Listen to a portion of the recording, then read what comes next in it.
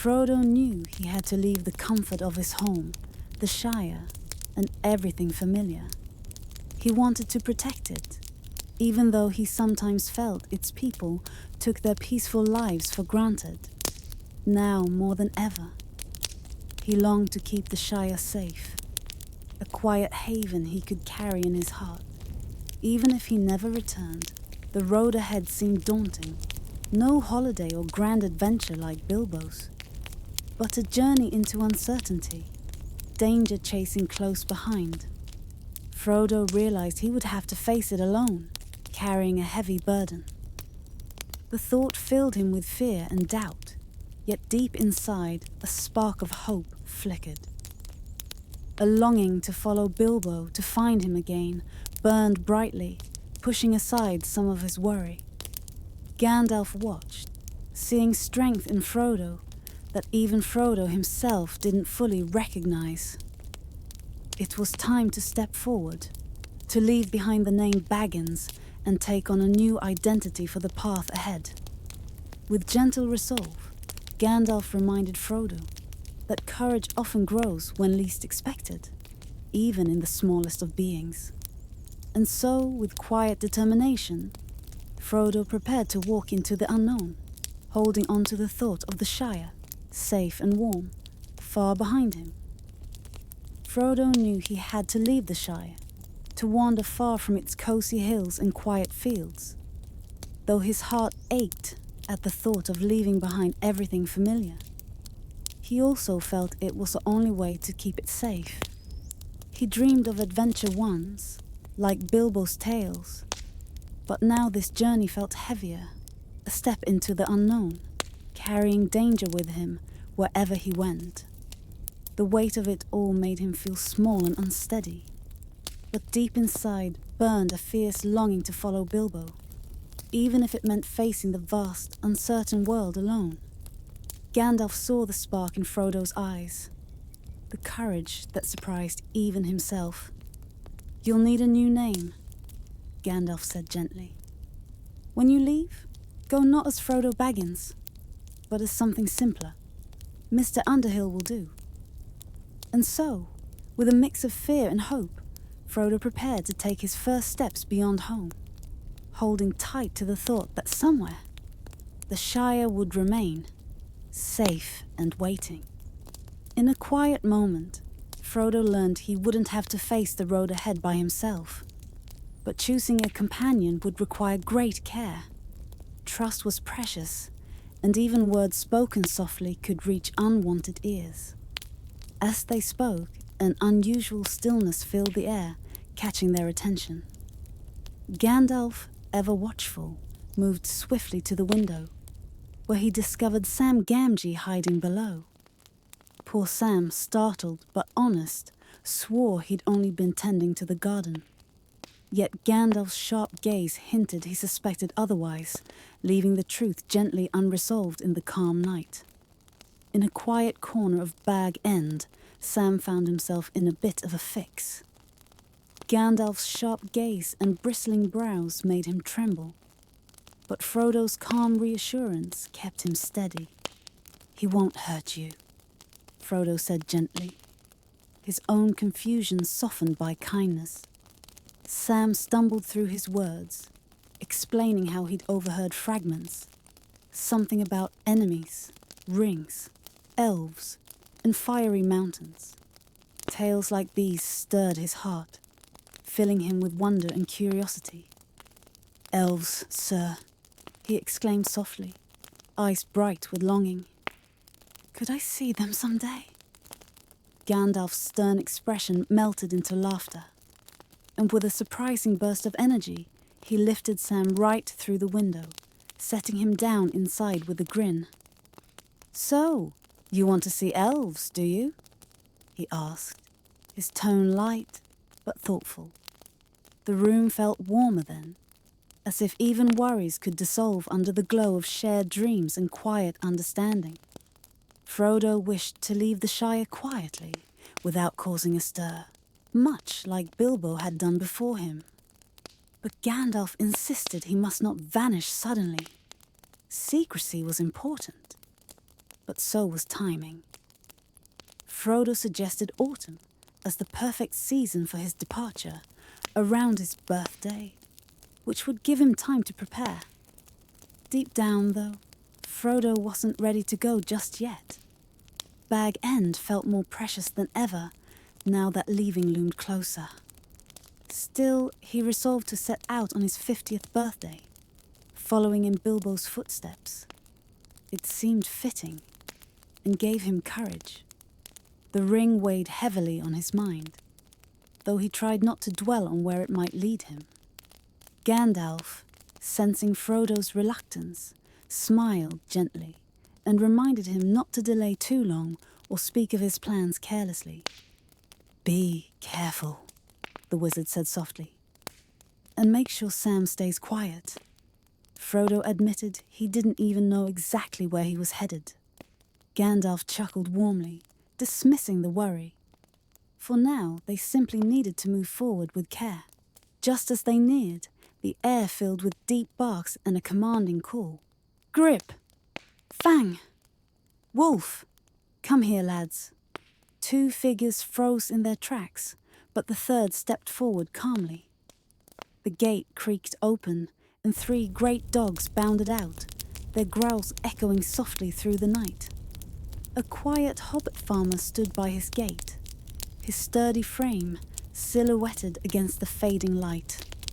2 wary dogs circled nearby, their low growls hinting at the stranger who had passed through earlier.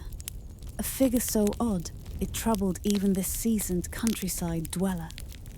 The farmer's gruffness softened when he recognized young Pippin, his face breaking into a warm smile. "You're a familiar face," he said with relief, "but others aren't so welcome here. Strange folk wander these lands, too close to the river for comfort. And that one, well, he won't be crossing my fields again if I have anything to say about it."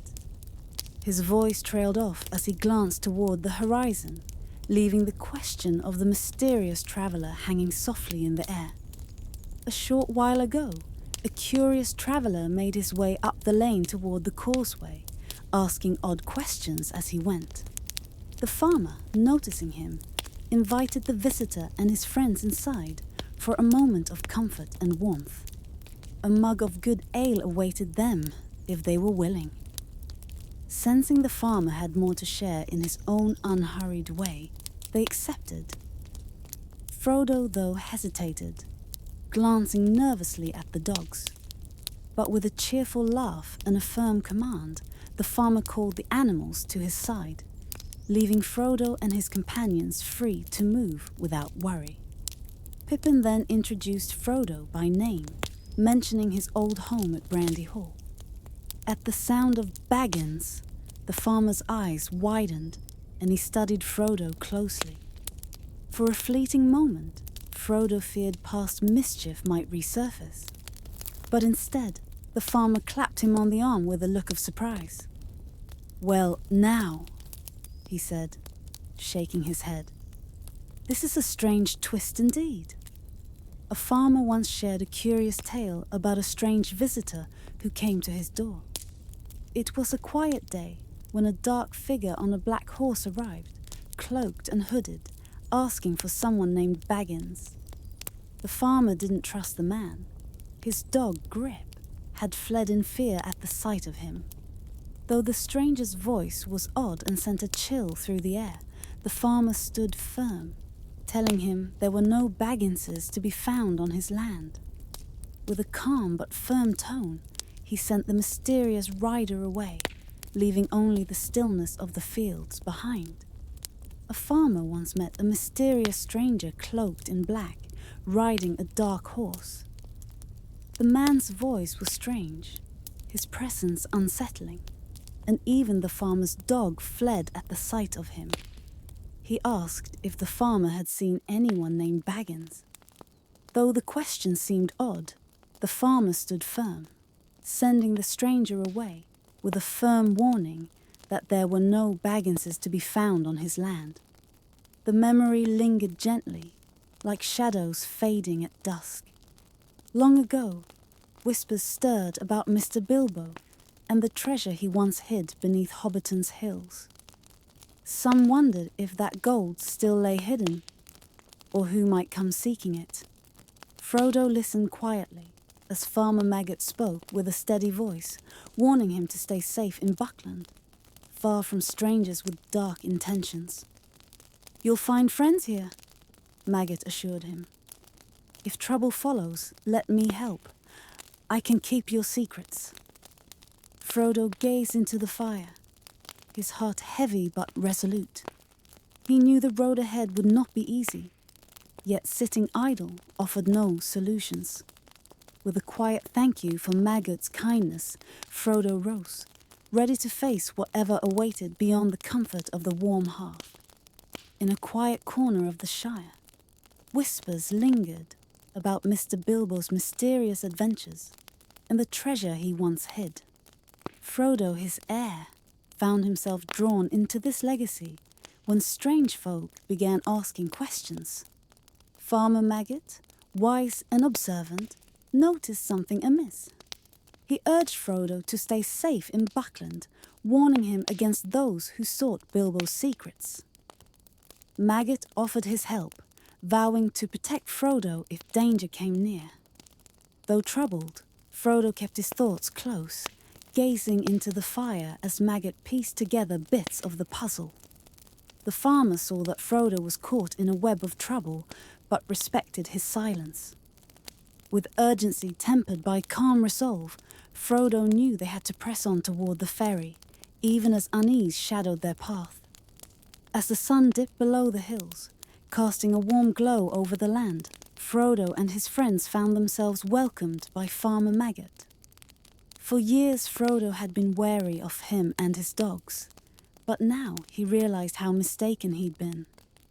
"You'll always be welcome here," Maggot said kindly, urging them to stay for supper before continuing their journey. Though they were eager to reach the ferry before nightfall, Frodo accepted the offer with gratitude, knowing it would ease their way. Deciding it was time, Frodo made up his mind to walk. A slow, thoughtful journey through the Shire, taking in its beauty one last time. As he glanced at his reflection in an old mirror, he chuckled softly, thinking how the road might do him some good. And so, with a quiet heart, he prepared to step forward into the unknown. As the day quietly unfolded, a thorough search revealed that nothing was missing, though trust remained fragile. Keys were exchanged, promises made, and concerns about the night's possibilities lingered in the air. Frodo chose not to offer tea to his guest, but instead shared a warm cup with Pippin and Sam in the cosy kitchen.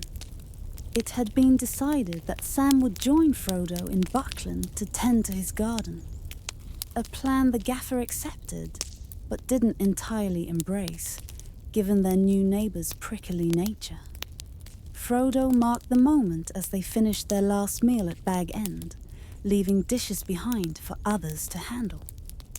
The evening softened into dusk, and preparations slipped into quiet routine. Packs were red-eyed, the garden took on a golden glow before surrendering to shadow, and familiar rooms grew dim under the weight of parting. As Frodo wandered outside, the sky stretched wide and clear above him, stars beginning to twinkle like gentle reminders of hope. He strolled down the path, half hoping to see Gandalf emerge from the gathering night, bringing wisdom or comfort. But for now, there was only stillness, sky, and the quiet turning of pages yet unwritten. The evening air felt calm and promising, perfect for a quiet stroll. He decided it was time to move, unable to sit still any longer. As he turned to leave, a sound caught his attention. Voices drifting from around the corner. One belonged to the old gaffer, familiar and gruff, but the other was strange, almost unsettling. Though the words were unclear, the gaffer's tone carried frustration. "Mr. Baggins is gone," he said sharply. "Left this morning with my Sam. Everything's been packed up and sent away. No, I don't know why, and it's no concern of mine. Or yours. Where did he go? Bucklebury, or somewhere nearby? Don't ask me for messages. I've nothing to share. The exchange faded as the night grew still once more.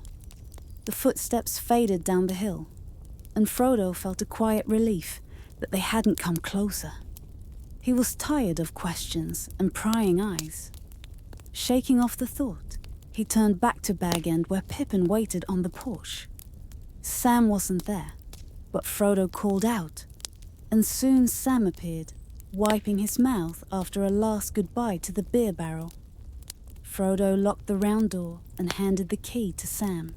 "Take this home, then meet us at the gate beyond the meadows," he said softly. "We'll avoid the village tonight. Too many curious ears and eyes." Sam hurried off into the night. "Well, we're finally on our way," Frodo murmured. With their packs on their backs and sticks in hand, they stepped quietly around the corner, leaving Bag End behind under the soft cover of darkness. Frodo paused for a moment, gazing at the quiet, dark windows before him. With a soft wave, he turned and followed Pippin down the garden path, their steps light and swift. They slipped through a gap in the hedge, disappearing into the fields like whispers carried by the breeze. At the foot of the hill, where a narrow lane began, they stopped to adjust their packs. Soon, Sam appeared, trotting up with his heavy load and a floppy hat perched on his head, looking more like a sturdy little dwarf than a hobbit. Frodo teased him gently about carrying the heaviest items, but Sam insisted he could manage just fine. Pippin chimed in, playfully scolding Sam for trying to take even more.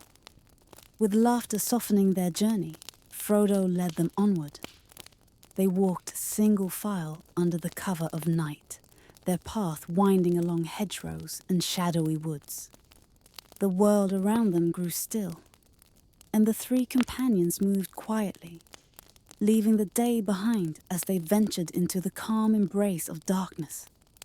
As they climbed a gentle hill, the weary traveller paused and sighed, feeling the weight of the long day. "The hour is late," he murmured softly, "and my eyes grow heavy. Shall we rest soon?" His companion agreed, noting there was no rush. 2 days stretched before them, plenty of time to reach their destination. A soft breeze carried the scent of fir trees from just beyond the hill. "There's shelter ahead," one of them said with quiet certainty. They left the road behind and stepped into the quiet embrace of the forest. The air was warm with the earthy smell of resin, and the ground was carpeted with dry twigs and cones. Together they built a small fire that crackled cheerfully beneath the towering trees. For a while, they sat close to its soothing glow, letting the flickering light ease their tired minds. But sleep came gently, like a whisper, and they nestled into the roots of the great fir, wrapping themselves in cloaks and blankets. No guards were needed here. This was a safe and familiar place, untouched by worry. As the fire faded into embers, the night resumed its stillness. A curious fox wandered by, pausing to sniff the air. He tilted his head, puzzled by the sight of 3 hobbits sleeping peacefully under the stars. Shaking his head, he padded silently away, leaving them to their dreams. As they climbed a gentle hill, weariness settled over them like a soft blanket. "I'm so tired," one of them murmured, his voice heavy with sleep. "The road will have to wait until morning." "There's no rush," another replied soothingly. "We have plenty of time." A third voice chimed in, warm and sure. "Just over this hill, there's a quiet grove of fir trees, sheltered, snug, and perfect for rest." And so they found it, just as promised. In the fragrant stillness of the forest, they built a small fire that crackled softly before fading into embers. Wrapped in their cloaks beneath the ancient tree, they drifted off without worry, nestled safely in the heart of their peaceful land. Later, when the night was deep and silent, even the woodland creatures paused to marvel at the sight. A trio of hobbits sleeping soundly under the stars, a rare and curious wonder in their world. The morning arrived, soft and quiet. Frodo woke first, feeling the ache of a tree root in his back and stiffness in his neck. He stretched slowly, thinking wistfully of cozy feather beds, now far away. Shaking off the thought, he roused the others with a cheerful call about the beauty of the new day. Pippin grumbled from under his blanket, clearly not convinced. Sam stirred groggily as Frodo teased him about breakfast and hot baths. Leaving them to sort out the fire, Frodo wandered to the edge of the woods. There, the rising sun painted the misty world in gold and red, its light setting the autumn trees aglow like they were floating on air. When he returned, smoke curled lazily from their small campfire, and Pippin was asking loudly for water, something Frodo couldn't help but chuckle at. The road stretched far ahead, winding through grassy fields and tall trees. Frodo felt drawn to follow it, though his steps were weary. It reminded him of Bilbo's words long ago, that the road is like a river, flowing past every doorstep, carrying travelers to places unknown. "It's a dangerous thing," Bilbo once said, "to step onto the road, for you never know where it might lead." Pippin wasn't worried about such things just then. He set down his pack and rested with the others under the warm afternoon sun. After a while, as they continued on their way, Sam paused, listening carefully. From behind them came the soft sound of hooves, a pony or horse making its way along the quiet path. The roads stretched far ahead, winding through grassy fields and tall trees. Frodo felt drawn to follow it, though his feet were tired. It reminded him of Bilbo's words long ago, how the road was like a river, always flowing, carrying travelers to places they couldn't predict. "It's dangerous," Bilbo had said. "Stepping onto the road, you never know where it might lead." But for now, there was no rush. Pippin set down his pack, and the others rested too, legs stretched out under the warm afternoon sun. After a while, they shared a quiet meal and lingered in peaceful stillness.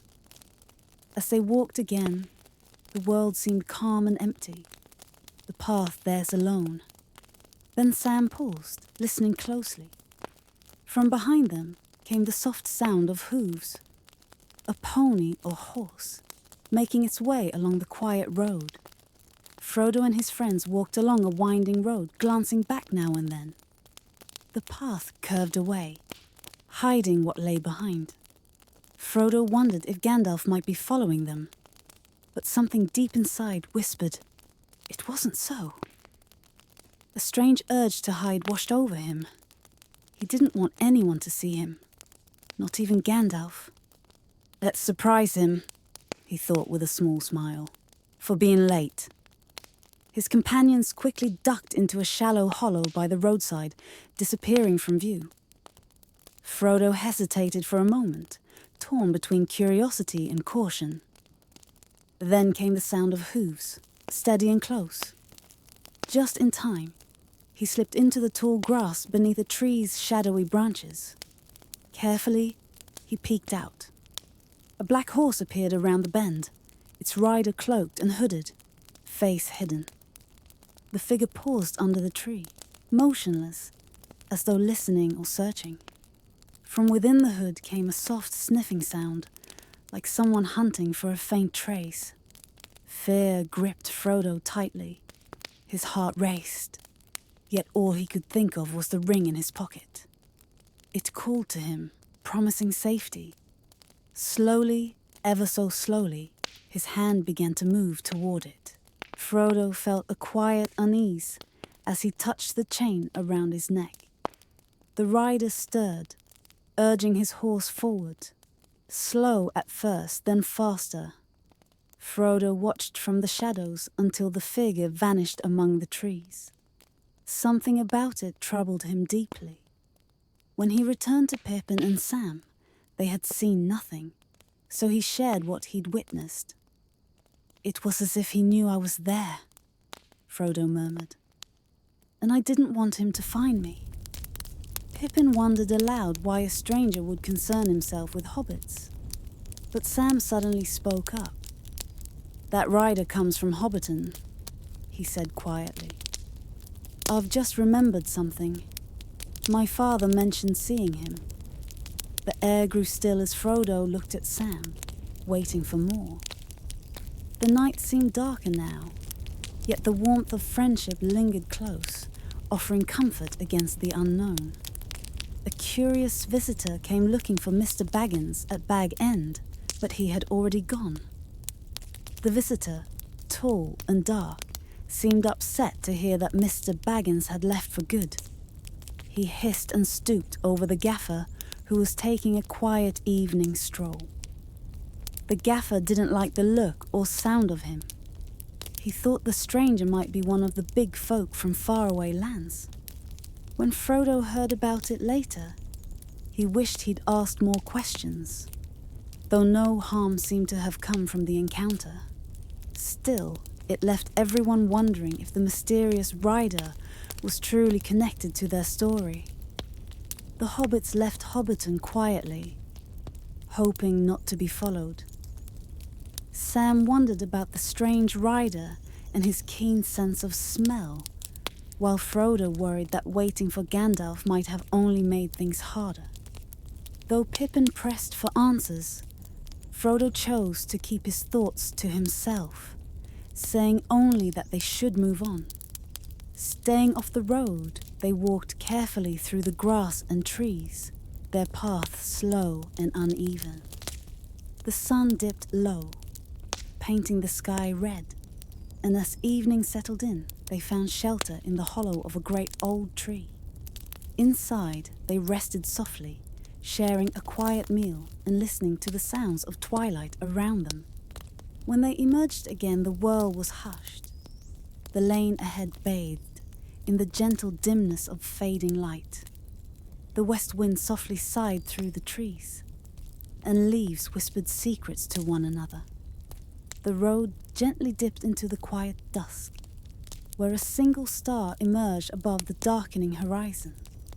Walking side by side, their steps steady and calm, they felt the unease of earlier fade as the sky filled with countless stars. No longer listening for distant sounds, they began to hum. A gentle tune that hobbits often sing when nearing home at night. This was no ordinary song, but one made long ago by Bilbo Baggins, shared with Frodo under the open skies as they dreamed of adventure. It spoke of a firelight on hearths and cozy beds waiting, yet also of paths still to explore.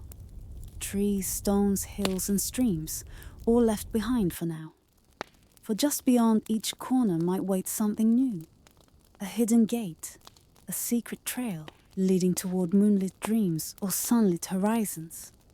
Home lay behind them, the wide world ahead, with its many winding ways, guiding them forward until the stars lit up the night like tiny lanterns in the sky. The day's journey was over, and the call to rest echoed softly in the quiet evening. Shadows mingled with the fading light as two friends slipped silently into the calm shelter of towering oak trees.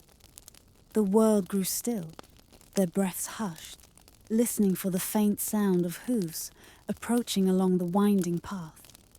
Frodo lingered near the edge of the lane, his heart steady but watchful, while Pippin and Sam melted deeper into the shadows.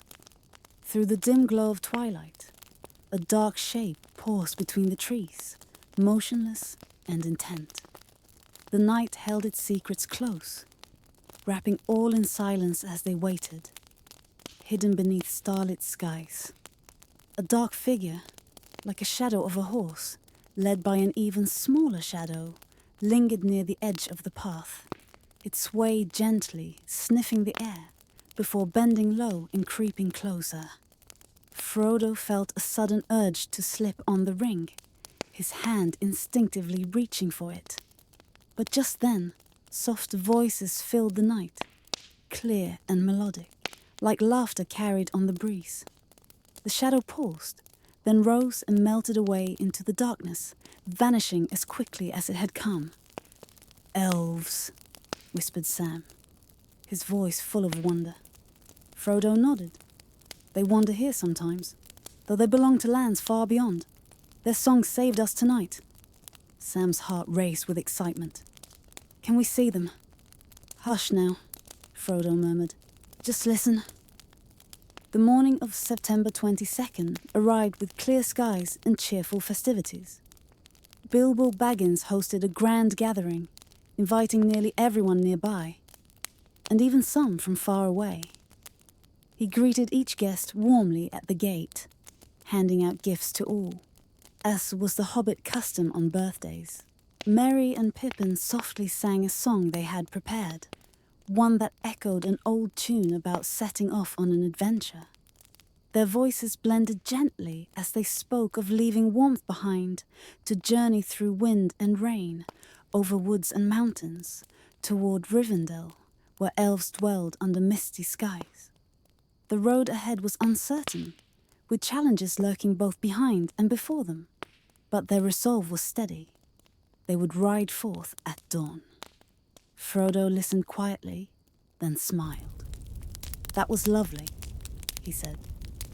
"But there's much to do tonight, if we're truly leaving so soon." Pippin blinked in surprise. "Do you mean it? We're really going?" Frodo hesitated, his thoughts heavy. He feared the Black Riders and knew staying too long in one place was dangerous. Gildor's warning lingered in his mind, yet he longed for Gandalf's guidance. Everything hinged on two things: how quickly danger might find them, and how swiftly they could begin their journey. Merry broke the quiet reflection. "If we must go," he said calmly, "we can be ready within the hour." In a quiet corner of the Shire, Frodo and his friends prepared for an important journey. Ponies were ready, supplies packed, and plans made. But whispers of danger lingered. Shadowy figures called Black Riders sought Frodo, and waiting even one more day felt risky. Merry explained that while brave gatekeepers might hold them off for now, their presence would not go unnoticed forever. Frodo thought carefully before deciding. "Tomorrow at dawn," he said softly. "We'll leave, but not by the road. The way is watched, and secrecy matters most. Instead, we'll take an unexpected path." His friends exchanged uneasy glances. They knew this meant venturing toward the mysterious old forest, a place cloaked in tales of unease. Yet Frodo trusted it was safer than facing what lay ahead on familiar paths. With calm resolve, they agreed to move forward together, guided by courage and caution. There was a quiet certainty in Frodo's heart, even as worry lingered in the air. The old forest was their chosen path, though it seemed unwelcoming and wild. Merry spoke softly of its secrets, recalling how the Brandybucks had ventured there before, always cautious but unafraid. To them, the forest was merely another chapter in their long history. Fredegar, however, shuddered at the thought of those shadowy woods.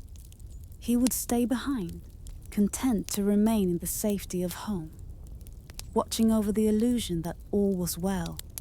His role was small yet vital, to wait for Gandalf and explain what had become of his friends. Though he felt the weight of responsibility, he found comfort in knowing he wouldn't face the unknown like the others. Frodo's listened with gratitude, reassured by this plan. Leaving no trace for prying eyes was wise, especially with so much uncertainty ahead. As they prepared to part ways, a sense of calm settled among them, each soul carrying their own quiet courage into the night. Frodo lay awake, his legs sore and his mind restless. Tomorrow he would ride into the old forest, leaving Fatty behind to watch over their home. The others had already gone to bed, but Frodo couldn't quiet his thoughts. As he drifted off, a soft dream carried him away. He stood by a high window, gazing at a vast sea of trees below. Faint sounds of movement rose from the shadows, small creatures sniffing and searching. Sooner or later, he thought, they would find him. Then came a distant sound, like wind rustling leaves, but deeper, richer. It wasn't the forest, it was the sea, though he'd never heard it in waking life. The trees vanished, leaving only an open plain with a salty breeze brushing his face. Before him stood a white tower atop a hill, calling to him. He longed to climb it, to see the waves stretching endlessly beyond. But just as he began to move, a bright light split the sky, followed by a low rumble of thunder. And with that, the dream faded, leaving only stillness. Frodo stirred awake in the quiet darkness of the room. Merry stood there, candle in hand, gently knocking on the door. "It's time," he whispered softly. "The morning is young, and the world is wrapped in fog." Sam was already busy with breakfast, and even sleepy Pippin had risen. Fatty, though still stretching and yawning, would see them off before they began their journey. By the first light of dawn, the hobbits stepped quietly out into the hushed world. The air was cool, the grass shimmering with dew, every leaf glistening as though touched by magic. Sounds carried softly through the stillness. Birds talking to one another, a distant door closing. Merry led the way, guiding a sturdy pony along a path that wound through trees and fields. The ponies waited for them, strong and dependable creatures, ready to carry them forward into the day's adventure.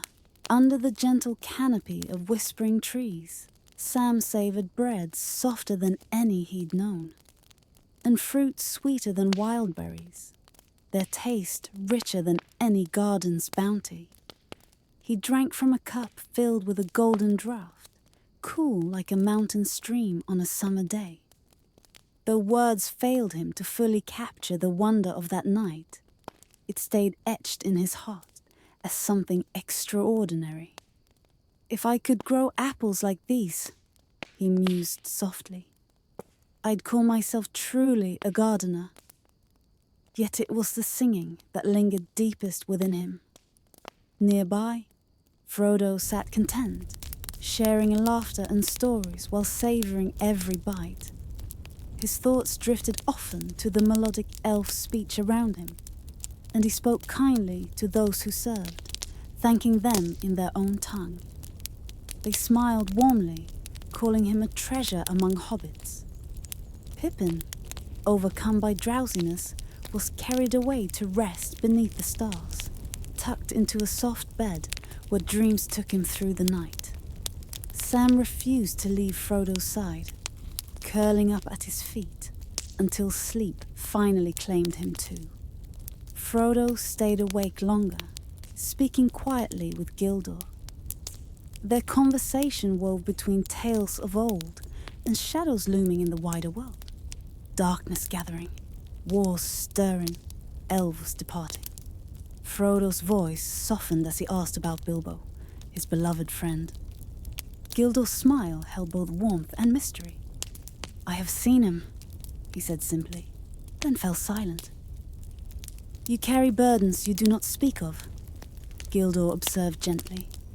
"You prepare to leave your home, yet uncertainty weighs upon you. Whether you will find what you seek or return again remains unseen." The night deepened, cradling them all in its quiet embrace, each heart resting under the vast unknown. Frodo had been waiting for Gandalf, who was late. Days passed, and worry grew in Frodo's heart. He wondered if he should stay, or go on without him. Gildor, an elf he met along the way, listened quietly before speaking. "Gandalf's delay is troubling," he said gently. "But decisions must rest with you. To wait or to move, both paths carry risk." Frodo smiled faintly. "Elves seldom give simple answers, do they?" Gildor chuckled softly. "Advice can be a heavy burden, even when given wisely. But as your friend, I will say this. Do not linger too long. If Gandalf does not come, set out soon, and do not journey alone. Trust only those whose hearts are true." His voice softened further. "The elves walk their own path, separate from hobbits and others. Yet perhaps our meeting tonight holds meaning beyond chance." Frodo nodded slowly. "Thank you," he said. "But tell me, what of the Black Riders? What danger follows me?" Gildor paused, his tone grave but soothing. "Know only this, for now, that they serve the enemy. That knowledge may guide you until Gandalf comes." With that, the two sat silently under the stars, each lost in thought, while the night deepened around them. Frodo had been waiting for Gandalf, who was supposed to arrive days ago, but hadn't shown up. This worried him deeply. Should he stay and wait, or move on? Gildor, an elf he'd met along the way, listened quietly before speaking. He admitted the delay was troubling. Gandalf being late wasn't a good sign, but reminded Frodo that interfering in the affairs of wizards could be risky. The decision, he said gently, was Frodo's to make. Frodo smiled faintly, mentioning how tricky it was to seek advice from elves, as they often left questions unanswered. Gildor chuckled softly, acknowledging the truth in this. Advice, he explained, was a delicate thing, even between the wisest hearts. Still, out of friendship, he offered guidance. Frodo should leave soon, without waiting further. If Gandalf didn't appear by then, Frodo shouldn't travel alone. He needed trustworthy companions by his side. It wasn't advice Gildor gave lightly, for elves kept mostly to themselves, their paths crossing others only rarely. Yet something about this meeting felt meaningful, though its purpose remained unclear. Frodo thanked him sincerely, but asked one more question. Who were the Black Riders? Gildor paused, his voice growing quieter. For now, he said, knowing they served the enemy might be all Frodo needed to understand. Their presence meant danger, and that knowledge would have to suffice as Frodo prepared for the road ahead. Frodo was warned of great danger ahead, but he wondered where he would find the courage to face it. Gildor, an elf, reassured him that courage often comes when least expected and bid him rest. The elves would watch over his journey, sending a word through the land to those who could help. As Frodo lay down in a soft bed of ferns beneath a sheltering tree, sleep wrapped around him like a warm blanket, carrying him into a deep, peaceful slumber. When morning came, sunlight filtered gently through the leaves, and Frodo awoke, feeling refreshed. Nearby, Sam sat quietly on the grass, while Pippin gazed at the sky, pondering the day ahead. All was calm, and the world seemed full of quiet possibility. The elves had gone, leaving behind food and drink. Pippin noticed first, calling the others to share in the simple meal. The bread was still fresh, almost as delightful as the night before, though Pippin teased about not wanting to share. Frodo joined Sam by the fire, eating quietly as plans formed in his mind. They would walk briskly to Bucklebury, hoping to cross the river unnoticed. Pippin cheerful and carefree under the warm morning light, wondered aloud if they'd see the riders again. Frodo paused, his thoughts heavy with unease, but he admitted they likely would. He hoped otherwise, though, especially when crossing the water. When Pippin pressed him about what Gildor had shared, Frodo grew quiet, offering only vague answers. There were hints, riddles, nothing clear. And no, they hadn't spoken of the sniffing.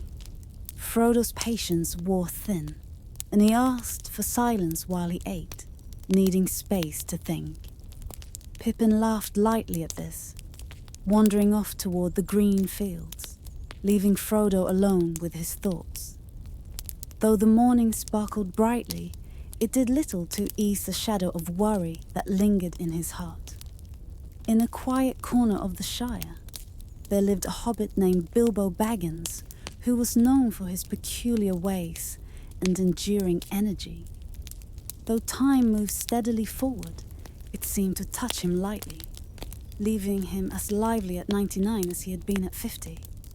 His wealth, gathered from distant adventures, sparked many tales among the villagers.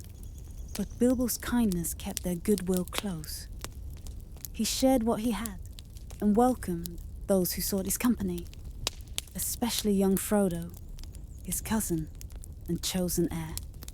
Frodo came to live with Bilbo at Bag End, and together they formed a bond that brightened both their days. They shared a birthday, September 22nd, which they celebrated warmly each year. As Bilbo approached his 111st year, plans began for a grand party, a joyful gathering filled with laughter, music, and cheer. It would be a night to remember under the stars, where stories would flow as freely as the ale, and all would feel the comfort of belonging. Elves, dear friend, are truly wondrous beings. Frodo asked Sam if he still felt the same about them now that he'd seen them up close. Sam, thoughtful and quiet, replied that they were beyond simple feelings of liking or not. They seemed ancient, yet youthful, joyful, yet sorrowful, all at once. Frodo noticed a change in Sam's voice, deeper and more reflective than before, though his face remained familiar. When Frodo asked if Sam still wished to leave the Shire now that he'd met the elves, Sam paused, searching for words. He said something inside him had shifted after their time with the elves. He didn't fully understand it himself, but knew one thing. There was a path ahead, long and uncertain, leading far from home. It wasn't about seeing elves or grand adventures anymore. It was something greater, something waiting beyond the horizon. Whatever it was, Sam felt certain he had to follow through. Frodo listened carefully, realizing how much wisdom lay in Sam's simple words. Gandalf chose well when he trusted you as my companion, Frodo said softly. We'll walk this road together. With breakfast finished and heart steady, Frodo gazed toward the rolling hills ahead. Calling Pippin over, he asked if everyone was ready. The sun warmed the earth as they prepared to take their first steps into the unknown. The hobbits decided it was time to move, despite the heat and looming clouds. They climbed down a steep bank into a dense forest, hoping to cut through the woods toward their destination. The path was tougher than expected, thick with brambles and tangled undergrowth. Progress was slow, and soon they encountered a stream blocking their way, its banks steep and slippery. Stopping to consider their next move, they realized they weren't alone. Sam glanced back and spotted a dark figure on a horse silhouetted against the sky, watching them from the top of the bank. Frodo and his friends decided it was time to move, even though the day was warm and clouds hinted at rain. They carefully made their way down a steep bank into a dense forest, planning to pass through the woods before reaching open fields. Ahead, lay an 18-mile journey toward the ferry, but the path was harder than expected, thick with brambles and tangled roots. Progress was slow. As they reached a stream cutting across their route, its steep banks blocked them. The group paused, unsure how to proceed. Just then, Sam glanced back and noticed something unsettling. Atop the green bank they had descended stood a dark figure on horseback, watching them silently. The travelers decided not to turn back. Frodo took the lead, guiding them quickly into the dense bushes by the stream. "We were right to take the shortcut," he whispered to Pippin, "but we need to stay hidden." Sam listened closely for any signs of pursuit, but heard nothing. "I doubt he'd bring his horse this way," Sam said softly. "But he knows we're here. We should keep moving." Pushing forward was slow and difficult. The heavy packs weighed them down, and the thick brambles seemed to cling to their clothes. Cut off from the wind by the ridge, the air felt heavy and still. By the time they reached more open ground, they were hot, tired, and scratched. They weren't even sure which way to go anymore. The stream spread out as it flowed toward the Marish and the river. "This is the Stockbrook," Pippin exclaimed. "If we want to stay on course, we need to cross now and head right." They waded through the water and hurried across an open stretch of land dotted with rushes. On the other side, tall oaks stood close together, with a few elms and ash trees scattered among them.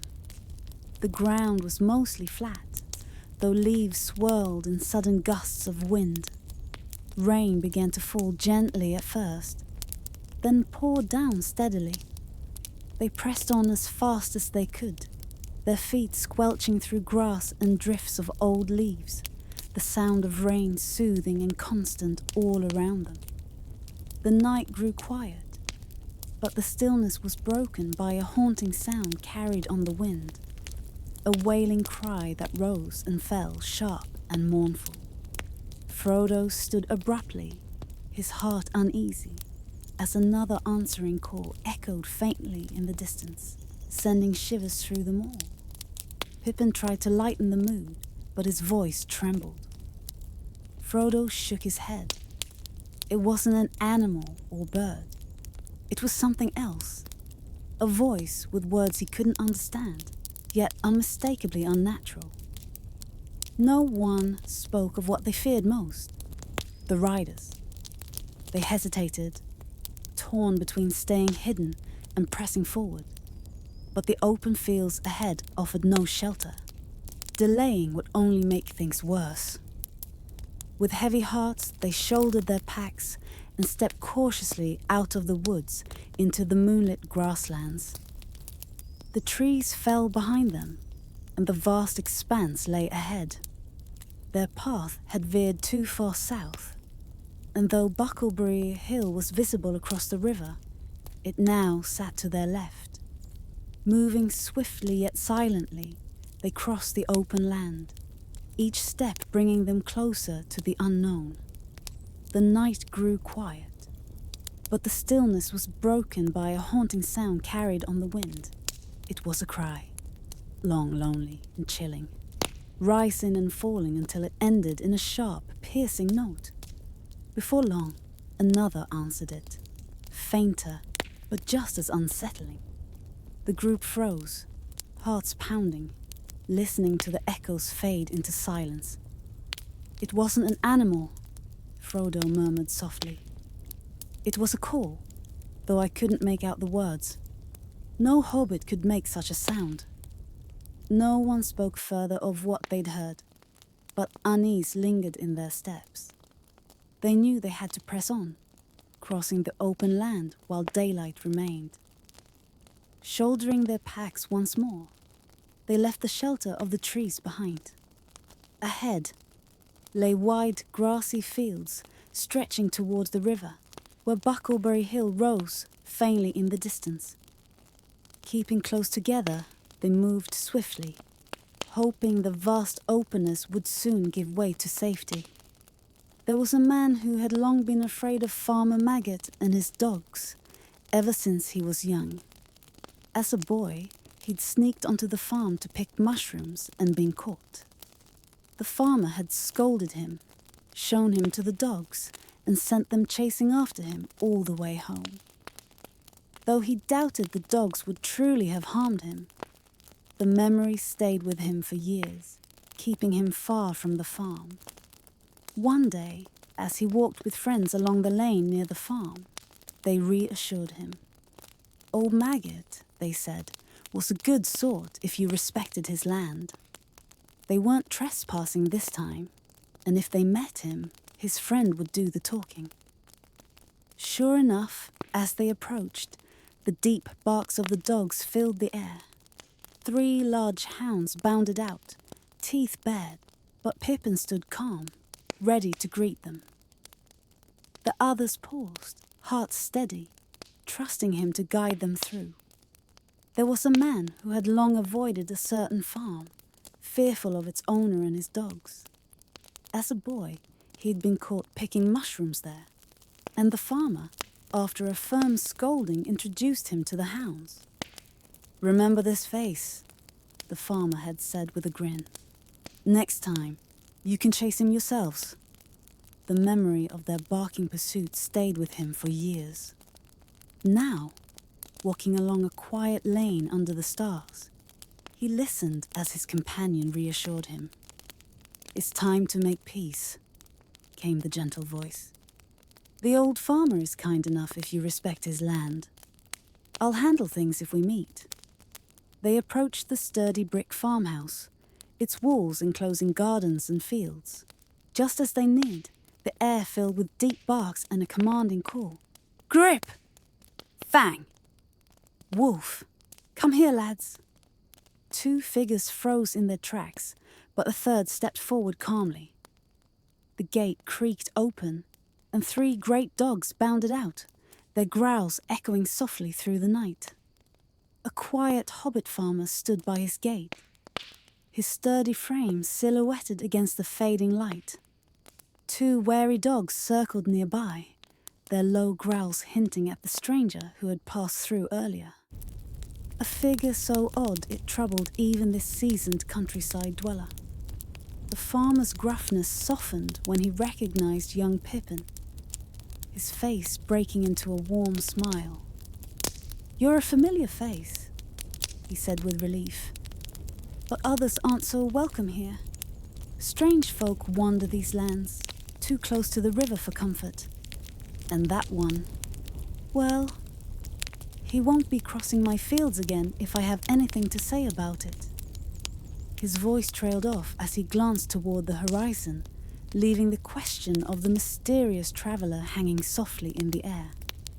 A short while ago, a curious traveler made his way up the lane toward the causeway, asking odd questions as he went. The farmer, noticing him, invited the visitor and his friends inside for a moment of comfort and warmth. A mug of good ale awaited them, if they were willing. Sensing the farmer had more to share in his own unhurried way, they accepted. Frodo, though, hesitated, glancing nervously at the dogs, but with a cheerful laugh and a firm command, the farmer called the animals to his side, leaving Frodo and his companions free to move without worry. Pippin then introduced Frodo by name, mentioning his old home at Brandy Hall. At the sound of Baggins, the farmer's eyes widened, and he studied Frodo closely. For a fleeting moment, Frodo feared pet mischief might resurface, but instead, the farmer clapped him on the arm with a look of surprise. "Well now," he said, shaking his head. "This is a strange twist indeed." A farmer once shared a curious tale about a strange visitor who came to his door. It was a quiet day when a dark figure on a black horse arrived, cloaked and hooded, asking for someone named Baggins. The farmer didn't trust the man. His dog Grip had fled in fear at the sight of him. Though the stranger's voice was odd and sent a chill through the air, the farmer stood firm, telling him there were no Bagginses to be found on his land. With a calm but firm tone, he sent the mysterious rider away, leaving only the stillness of the fields behind. A farmer once met a mysterious stranger cloaked in black, riding a dark horse. The man's voice was strange, his presence unsettling, and even the farmer's dog fled at the sight of him. He asked if the farmer had seen anyone named Baggins. Though the question seemed odd, the farmer stood firm, sending the stranger away with a firm warning that there were no Bagginses to be found on his land. The memory lingered gently, like shadows fading at dusk. Long ago, whispers stirred about Mr. Bilbo and the treasure he once hid beneath Hobbiton's hills. Some wondered if that gold still lay hidden, or who might come seeking it. Frodo listened quietly as Farmer Maggot spoke with a steady voice, warning him to stay safe in Buckland, far from strangers with dark intentions. "You'll find friends here," Maggot assured him. "If trouble follows, let me help. I can keep your secrets." Frodo gazed into the fire, his heart heavy but resolute. He knew the road ahead would not be easy, yet sitting idle offered no solutions. With a quiet thank you for Maggot's kindness, Frodo rose, ready to face whatever awaited beyond the comfort of the warm hearth. In a quiet corner of the Shire, whispers lingered about Mr. Bilbo's mysterious adventures and the treasure he once hid. Frodo, his heir, found himself drawn into this legacy when strange folk began asking questions. Farmer Maggot, wise and observant, noticed something amiss. He urged Frodo to stay safe in Buckland, warning him against those who sought Bilbo's secrets. Maggot offered his help, vowing to protect Frodo if danger came near. Though troubled, Frodo kept his thoughts close, gazing into the fire as Maggot pieced together bits of the puzzle. The farmer saw that Frodo was caught in a web of trouble, but respected his silence. With urgency tempered by calm resolve, Frodo knew they had to press on toward the ferry, even as unease shadowed their path. As the sun dipped below the hills, casting a warm glow over the land, Frodo and his friends found themselves welcomed by Farmer Maggot. For years, Frodo had been wary of him and his dogs, but now he realized how mistaken he'd been. "You'll always be welcome here," Maggot said kindly, urging them to stay for supper before continuing their journey. Though they were eager to reach the ferry before nightfall, Frodo accepted the offer with gratitude, knowing it would ease their way. The kitchen grew cozy as candles flickered and the fire crackled softly. Maggot's family bustled around, setting out a hearty meal on the long table. His sons, daughters, and a few others joined in the simple joy of shared company. Afterward, Maggot promised to hitch up his small wagon to carry them part of the way, sparing their tired feet and shielding them from any trouble ahead. The evening felt calm, full of gentle kindness and quiet reassurance, as if the world itself was tucking them safely in for the night. The farmhouse was warm and full of hearty food, mushrooms, bacon, and plenty for everyone. After the meal, the farmer and his family prepared for a quiet journey. The wagon creaked as they loaded their packs, the ponies waiting patiently in the cool night air. The farmer's wife called out softly from the doorway, reminding him to be careful. He promised he would, and with a gentle flick of the reins, they set off into the stillness. The night was calm, touched by a light chill, and mist began to weave its way through the fields. Maggot, the farmer, paused to look around, but all was quiet. He decided to keep the lanterns dark for now, trusting the silence to warn them of anything ahead. As they traveled along the causeway, the world felt slow and peaceful. Frodo listened to the steady rhythm of the wheels and the soft clop of hooves, while Pippin drifted towards sleep beside him. Sam gazed ahead, watching the fog curl softly in the dark. Time seemed to stretch, the wagon moving like a whisper through the quiet land. They arrived at the ferry lane, marked by 2 tall white posts. Farmer Maggot halted his ponies and wagon just as the sound of approaching hooves filled the quiet, foggy air. Frodo quickly hid beneath blankets in the wagon while Sam stood guard beside the farmer. The rider drew near, cloaked in shadow. "Halt!" called Farmer Maggot firmly. "State your business and where you're headed." The figure paused but gave no reply. Merry stood by the lantern's glow, his voice warm and familiar as he greeted Frodo and the farmer. The thick fog softened everything around them, muffling sounds and wrapping the world in quiet stillness. Merry, bundled against the chill on his pony, had been searching for his friends, wondering if they'd gotten lost or delayed. The farmer, amused but ready to leave, explained he'd found the wanderers trespassing, but decided against unleashing his dogs. With a nod to all, he turned homeward, leaving Merry and Frodo together under the gentle night. As the night grew thick and quiet, Mr. Maggot prepared to leave. He turned his wagon around, wished everyone a gentle farewell, and reminded them that even the oddest days often end well, if you're patient enough to see them through.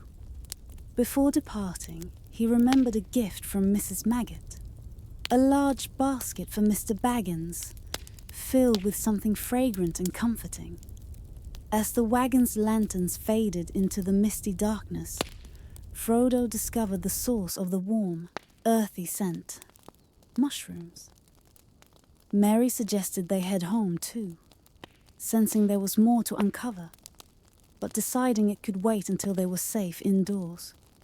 The path led them to the riverbank, where a sturdy wooden ferry awaited. The air was hushed, save for the soft whispers of water curling among reeds. On the far side of the river, the fog seemed lighter, offering a quiet promise of clarity ahead. A gentle ferry ride carried Merry and his friends across the wide, calm Brandywine River. On the far bank, a steep path wound upward toward twinkling lights. Beyond stood Buck Hill, where Brandy Hall's round windows glowed warmly through wisps of mist. This grand home, built long ago by Gorhendad Oldbuck, had grown with his family until it became the heart of Buckland, a cosy land between the river and the old forest. The Bucklanders, though seen as a little different by some, were kindred spirits to their neighbours, sharing laughter and life along the riverbanks. To guard their peaceful home, they nurtured a tall hedge called the High Hay, wrapping their land in safety. It was a place of warmth, belonging, and quiet charm. The forest crept close to the edge of the hedge, and the Bucklanders always kept their doors locked at night, a habit uncommon in the Shire. As the ferry boat drifted slowly across the water, Sam felt a strange mix of longing and unease.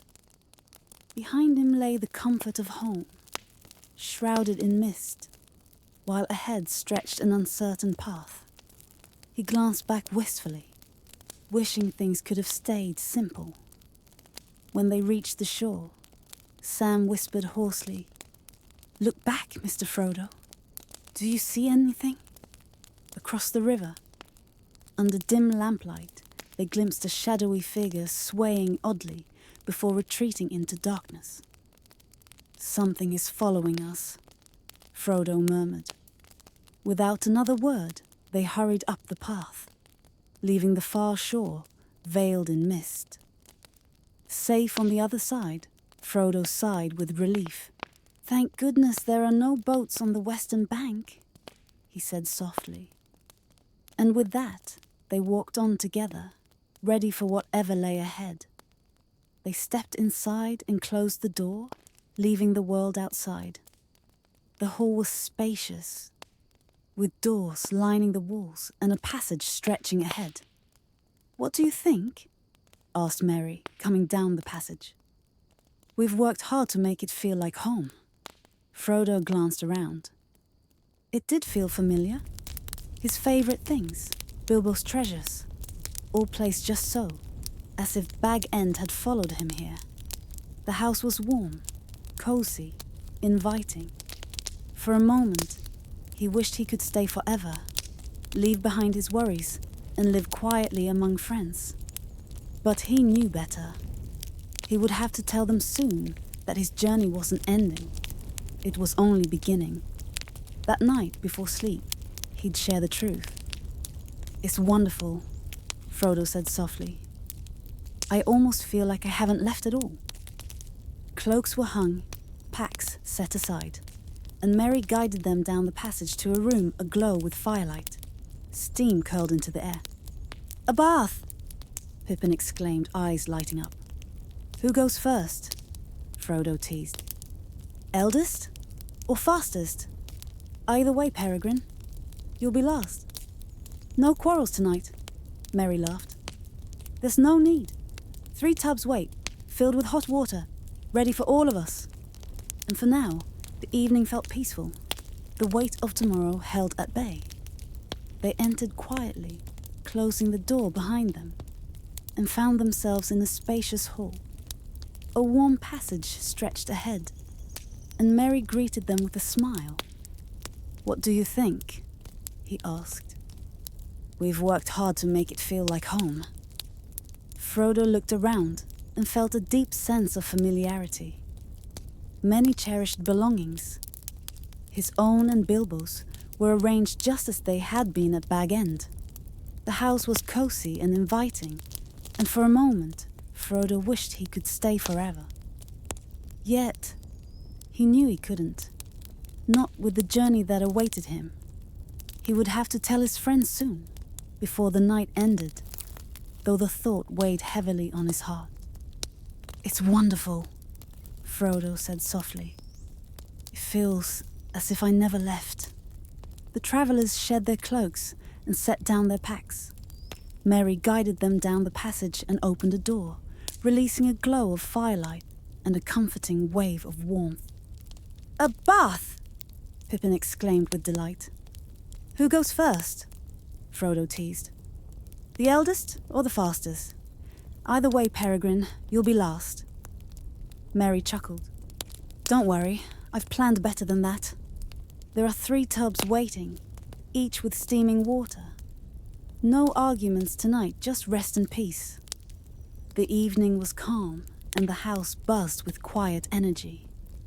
In the kitchen, Merry and Fatty prepared a cozy supper, while cheerful sounds drifted from the bathroom. Splashing laughter and the warm hum of singing. Pippin's voice rose above the rest, filling the air with a playful tune about the joys of hot water and baths. The others joined in now and then, their merriment blending like a gentle melody. A sudden splash echoed through the hall, followed by Frodo's laugh as he called out in surprise.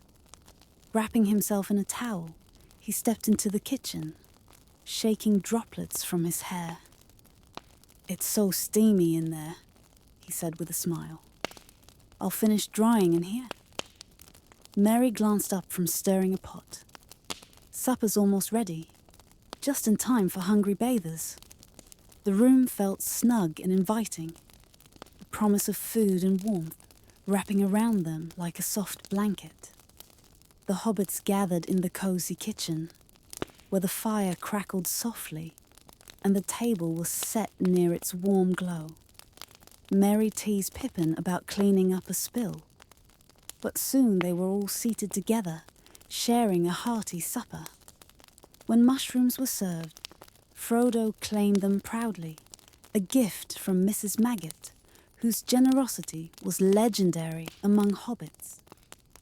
Their love for mushrooms knew no bounds, and tonight there were enough to satisfy everyone's appetite.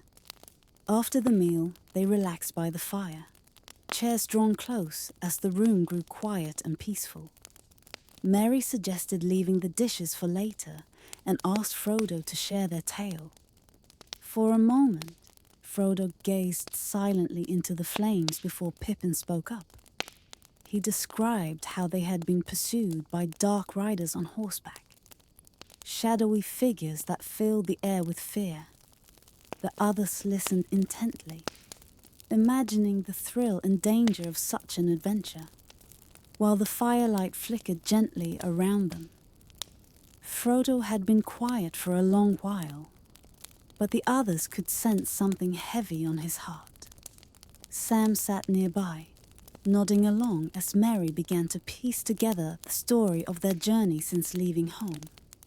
Frodo stayed silent, though his eyes flickered to the windows and walls as if they might hold unseen dangers. Merry mentioned Farmer Maggot's guess about old Bilbo's treasure and the strange, shadowy figure they'd seen earlier. Pippin chimed in, saying it was time for Frodo to share what he knew. Frodo hesitated, then admitted there was truth to the connection. Something tied to Bilbo's past adventures. And that danger followed him now. The riders, he said softly, were searching for him. The room grew still as the weight of his words settled. Finally, Frodo took a deep breath, sitting up straighter, ready to tell them everything. But before he could start, Merry spoke gently, offering to help ease the burden by sharing some of the tale himself. Frodo looked at him with quiet worry, wondering how much Merry already understood. Frodo was feeling troubled because he didn't know how to say goodbye. He had planned to leave the Shire, but danger arrived sooner than expected, and now he felt torn between staying and going. His friends could see his struggle and gently reassured him they understood. They had noticed the signs, his quiet musings about familiar places, his sale of Bag End, and his long talks with Gandalf. Frodo thought he'd been careful, but his friends knew him too well. They'd spent so much time by his side that his thoughts were easy to read. For now, though, the secret was safe with them, shared only among those who cared for him most. Bilbo's departure left a quiet longing in the hearts of those who loved him. Frodo, too, felt the pull to follow, though it was a path he wished to walk alone. But watchful eyes had been on him since spring, filled with care and worry. They feared he might slip away unnoticed, just as Bilbo had. And so they prepared, determined not to let him face what lay ahead by himself. When Frodo insisted he must go, his friends refused to hold him back. Instead, they stepped forward, offering their steadfast companionship. Pippin spoke with gentle resolve, reminding Frodo that even the bravest soul needs others in dark times. Sam, loyal and true, would stand by him without question, but more hands and hearts would be needed for the trials ahead. Frodo's voice trembled as he tried to refuse them. Explaining this journey was no simple adventure. It carried shadows deeper than any of them could imagine. Yet Merry's calm certainty quieted his protests. "We understand," he said softly. "That's why we're coming." And then came the mention of the ring, a name that hung heavy in the air. Frodo stared at his friends, surprised they knew its weight, and yet still chose to stay. Their kindness steadied him, like a warm light against an encroaching storm. Together, they would take the first steps into uncertainty, bound not just by duty, but by love. Long ago, before Bilbo disappeared, whispers of the ring reached curious ears. A young hobbit, full of wonder, noticed something odd one day on the road. When Bilbo vanished into thin air to avoid the Sackville Bagginses, a glimmer of gold betrayed his secret. That moment sparked a quiet curiosity. Over time, sharp eyes watched and pieced together clues, even peeking once at Bilbo's hidden book. Secrets are fragile things, especially in the Shire, where no patch of grass or pocket is ever truly safe from prying friends. Frodo wondered about the thing he had lost, wishing for another glimpse. "Do you have it?" he asked. "No," came the reply. "It wasn't at Bag End. He must have taken it with him." Merry explained how he had kept his thoughts to himself until this spring, when matters grew urgent. Together they formed a plan, serious and determined. They hadn't been overly cautious, knowing that cracking secrets wasn't easy, especially not Frodo's or Gandalf's. But there was someone else who had uncovered much before being discovered. "Step forward, Sam," said Merry gently. Sam stood, his face glowing red. This was their careful gatherer of clues. Though once caught, he fell silent, feeling bound by honor. Frodo stared in astonishment, unsure whether to feel angry, amused, or simply relieved. "Sam!" he exclaimed. "Yes, sir," Sam stammered. "I meant no harm, neither to you nor Mr. Gandalf. But he told me I should go with you to help. It seems I cannot trust anyone," Frodo murmured softly. Sam looked down, sorrow in his eyes. Frodo's friends had made up their minds. They would stand by him, no matter what lay ahead. "You won't face this alone," Merry said softly. "We'll stay with you through every step, keeping your secrets safe and sharing your burdens." Sam nodded, reminding Frodo of the wise advice from the elves. Take those who are willing to help.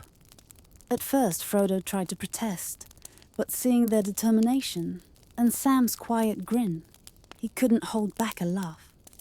His heart, so heavy before, felt lighter than it had in days.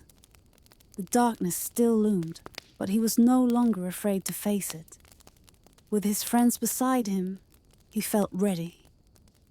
Together, they celebrated under the stars, their laughter weaving a bond stronger than any fear. Merry and Pippin softly sang a song they had prepared, one that echoed an old tune about setting off on an adventure. Their voices blended gently as they spoke of leaving warmth behind to journey through wind and rain, over woods and mountains, toward Rivendell, where elves dwelled under misty skies.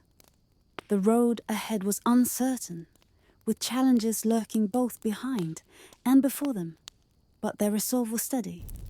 They would ride forth at dawn. Frodo listened quietly, then smiled. "That was lovely," he said. "But there's much to do tonight if we're truly leaving so soon." Pippin blinked in surprise. "Do you mean it? We're really going?" Frodo hesitated, his thoughts heavy. He feared the Black Riders and knew staying too long in one place was dangerous. Gildor's warning lingered in his mind, yet he longed for Gandalf's guidance. Everything hinged on two things: how quickly danger might find them, and how swiftly they could begin their journey. Merry broke the quiet reflection. "If we must go," he said calmly, "we can be ready within the hour." In a quiet corner of the Shire, Frodo and his friends prepared for an important journey. Ponies were ready, supplies packed, and plans made. But whispers of a danger lingered. Shadowy figures called Black Riders sought Frodo, and waiting even one more day felt risky. Merry explained that while brave gatekeepers might hold them off for now, their presence would not go unnoticed forever. Frodo thought carefully before deciding. "Tomorrow at dawn," he said softly. "We'll leave, but not by the road. The way is watched. and secrecy matters most. Instead, we'll take an unexpected path. His friends exchanged uneasy glances. They knew this meant venturing toward the mysterious old forest, a place cloaked in tales of unease. Yet Frodo trusted it was safer than facing what lay ahead on familiar paths. With calm resolve, they agreed to move forward together, guided by courage and caution. There was a quiet certainty in Frodo's heart, even as worry lingered in the air. The old forest was their chosen path, though it seemed unwelcoming and wild. Merry spoke softly of its secrets, recalling how the Brandybucks had ventured there before, always cautious but unafraid. To them, the forest was merely another chapter in their long history. Fredegar, however, shuddered at the thought of those shadowy woods. He would stay behind, content to remain in the safety of home, watching over the illusion that all was well. His role was small, yet vital, to wait for Gandalf and explain what had become of his friends. Though he felt the weight of responsibility, he found comfort in knowing he wouldn't face the unknown like the others. Frodo listened with gratitude, reassured by this plan. Leaving no trace for prying eyes was wise, especially with so much uncertainty ahead. As they prepared to part ways, a sense of calm settled among them, each soul carrying their own quiet courage into the night. Frodo lay awake, his legs sore and his mind restless. Tomorrow he would ride into the old forest, leaving Fatty behind to watch over their home. The others had already gone to bed, but Frodo couldn't quiet his thoughts. As he drifted off, a soft dream carried him away. He stood by a high window, gazing at a vast sea of trees below. Faint sounds of movement rose from the shadows, small creatures sniffing and searching. Sooner or later, he thought, they would find him. Then came a distant sound, like wind rustling leaves, but deeper, richer. It wasn't the forest, it was the sea, though he'd never heard it in waking life. The trees vanished, leaving only an open plain with a salty breeze brushing his face. Before him stood a white tower atop a hill, calling to him. He longed to climb it, to see the waves stretching endlessly beyond. But just as he began to move, a bright light split the sky, followed by a low rumble of thunder. And with that, the dream faded, leaving only stillness. Frodo stirred awake in the quiet darkness of the room. Merry stood there, candle in hand, gently knocking on the door. "It's time," he whispered softly. "The morning is young, and the world is wrapped in fog." Sam was already busy with breakfast, and even sleepy Pippin had risen. Fatty, though still stretching and yawning, would see them off before they began their journey. By the first light of dawn, the hobbits stepped quietly out into the hushed world. The air was cool, the grass shimmering with dew, every leaf glistening as though touched by magic. Sounds carried softly through the stillness, birds talking to one another, a distant door closing. Merry led the way, guiding a sturdy pony along a path that wound through trees and fields. The ponies waited for them, strong and dependable creatures, ready to carry them forward into the day's adventure. Under the soft cover of mist, they rode quietly, side by side, until the tall hedge came into view, shimmering with silver threads. "How will we pass?" one asked, his voice barely a whisper. "Just follow," came the calm reply. Along the hedge they travelled until the ground dipped, revealing a gentle slope that led to a dark brick-lined tunnel. At its entrance, a friend paused, his heart heavy with farewells. "Be safe," he said softly, "and may luck stay with you." With a quiet promise to meet again, They descended into the passage, the air cool and damp around them. At the far end, a gate clanged shut behind them, sealing their path. They were beyond the Shire now, standing on the edge of the old forest. Do the stories about this place hold truth? Someone wondered aloud. The answer lingered silently in the stillness, carried away by the rustling leaves above.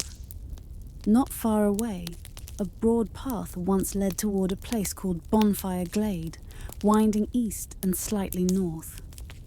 This was the path they sought. Leaving the tunnel behind, the hobbits rode into a wide hollow where a faint trail guided them toward the forest. But as soon as they entered beneath the trees, the path vanished. Behind them, the dark line of the hedge faded from view, and ahead stretched endless tree trunks, twisted, gnarled, leaning or straight, all cloaked in moss and shaggy growths. Merry took the lead, cheerful despite the eerie stillness. Frodo urged caution, reminding them to stay together and keep track of where they had come from. The ponies moved carefully over roots that snaked across the ground, while the forest grew darker and quieter with every step. Only the occasional drip of water broke the silence. A strange unease settled over the group, as though unseen eyes watched them with growing disapproval. They began glancing over their shoulders, expecting something unwelcome to happen. The deeper they went, the more the trees seemed to block their way. Pippin's patience finally snapped, and he shouted aloud, demanding passage. Startled, the others stopped, but his voice was swallowed by the heavy stillness.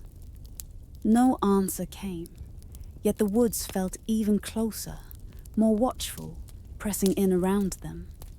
Near the tunnel lay the start of a broad path, winding toward Bonfire Glade, before stretching east and slightly north.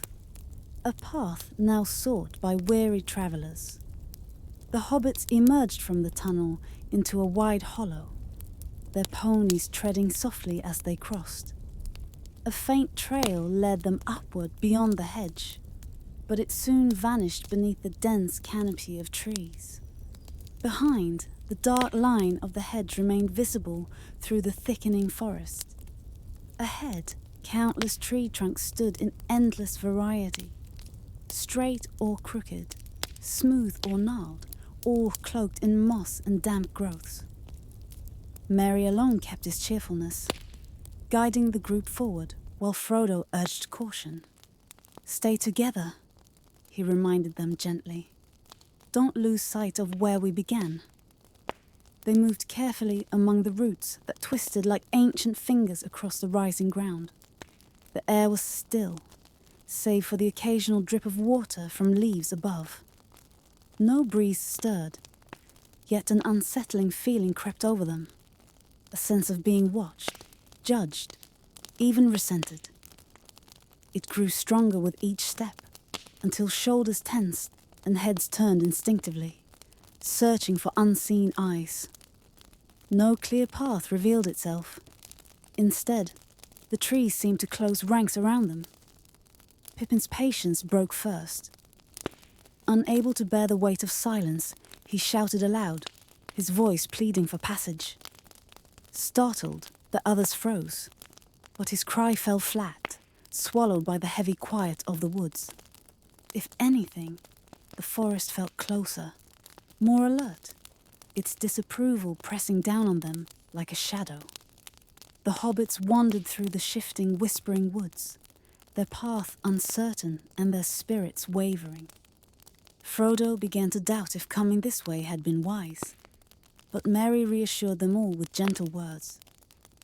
"Shouting won't help," he said softly. "It only makes things harder." As they pressed on, a glimmer of light ahead brought relief. They stepped into a wide, open space where the sky stretched blue and clear above them. The trees formed a thick green wall around the glade, leaving the center free of branches. an unexpected haven after the dense forest. Though untamed and wild, it felt like a quiet garden compared to the shadowy woods they'd left behind. Sunlight brushed the tops of the trees, but had not yet reached the ground below. Still, the hobbits felt their hearts lift as they noticed a clear path leading onward.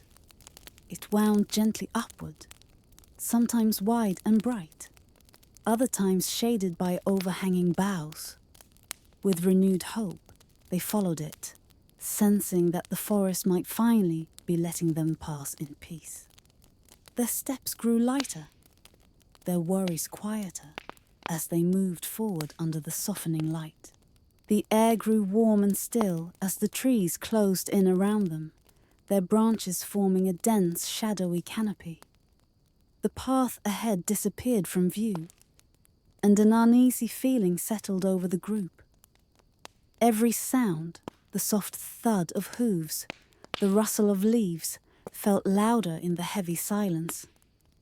Frodo tried to lift their spirits with a song about light breaking through darkness, but his voice soon faded, lost in the weight of the forest's quiet hostility. A branch crashed down behind them, and the woods seemed to draw even closer, as if resisting their passage. Merry, ever brave, joked that the trees might prefer fewer songs about endings for now. He kept his tone light, though unease lingered unspoken among them. Frodo's heart grew heavy as he walked, each step making him wish he had never thought to face the looming trees. Just as he considered turning back, the path softened, leveling out for a while. The dark woods parted, revealing a green hill ahead, bare and round like a crown above the forest. The sight brought hope, and they quickened their pace, eager to rise above the shadowy canopy. The trail led them gently upward until it left the trees behind, melting into soft grass at the base of the hill.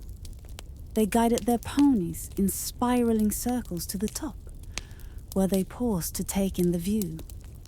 The air shimmered with sunlight, though a golden haze wrapped the world in quiet mystery. Nearby, the mist lingered in low places, and to the south, a deep valley exhaled wisps of fog, like sleepy breaths. Merry pointed towards the misty hollow. "That's the Withywindle," he said softly.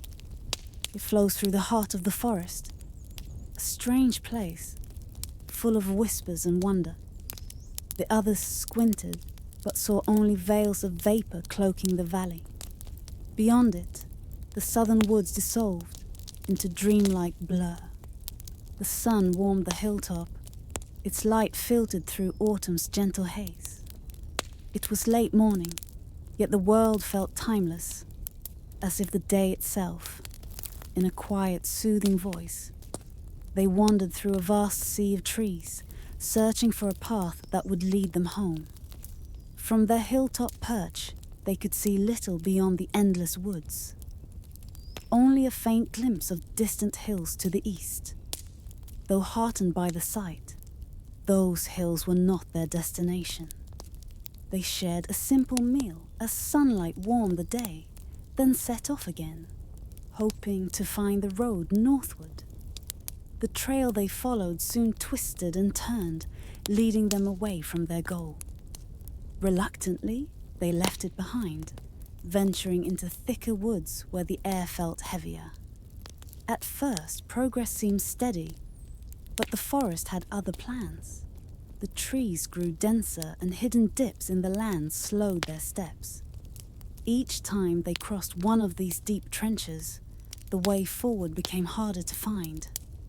The underbrush pushed them to the right, forcing them downward instead of onward.